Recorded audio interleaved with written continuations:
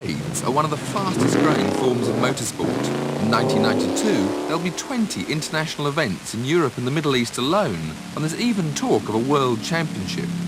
You need a big vehicle with plenty of power and an ability not only to sustain speeds of up to 130 miles an hour, but an eye to pick the best line across wild open terrain, a skill ably demonstrated by Middle East champion Saeed Al Hajri. Apart from the odd gate as a control, there's little to guide the competitors. They are allowed to drive over the course in advance, but even so, some find it difficult to avoid the odd hidden hazard.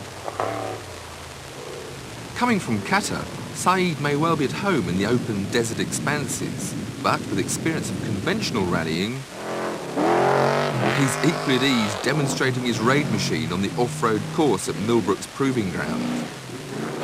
The machine Saeed uses to such good effect is an American import, Ford Bronco XLT, prepared by British team David Sutton Motorsport. I sat alongside him to see how he handled a 550 horsepower machine, but how did the conditions compare to those on a raid? The roads here very muddy, very narrow, too many trees behind the roads. You know, if you go off, you're in trouble. But in the Middle East, it's really open stages, big deserts, long stages, no problem if you go out of the stages. That's really the main condition different. Yeah. But a rally, it's rally, always we fight for time. But is a raid driving style different to a rally driving style? It is a difference.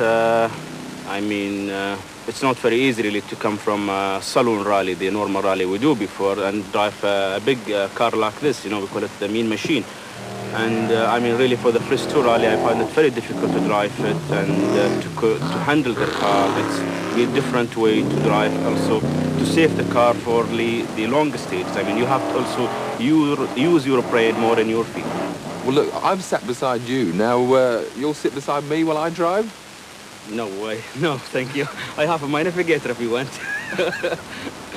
Saeed's English navigator is Dave Nicholson, who not only plans the route, but helps read the road ahead. And I needed all the help I could get.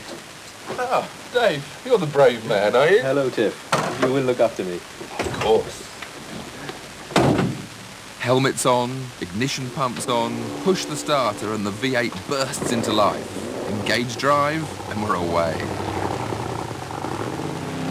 Actually driving this Ford Bronco, it's very easy to see why it's called the mean machine. It's all brute power and fighting for grip. The steering is actually very light indeed. So it's rather hard in a way to tell which way the wheels are pointing as you try to flick it in, put the power on, miss the posts and everything else. Some corners are very slippery indeed, and it's a question of knowing how much grip is available from the big all-terrain tyres. Trying to use the rally driver's technique of flicking the wrong way before you go into the next corner, and then getting the power down, making sure you don't over-rev the engine. It's very hard work taking the mean machine round such a tight, braking very good, down to first, do the flick, hit the throttle, try and get the back to step out of line, but understeers a bit down the hill, hold it tight, then put the power in, another gear, this is the slippery corner, feeding in the power,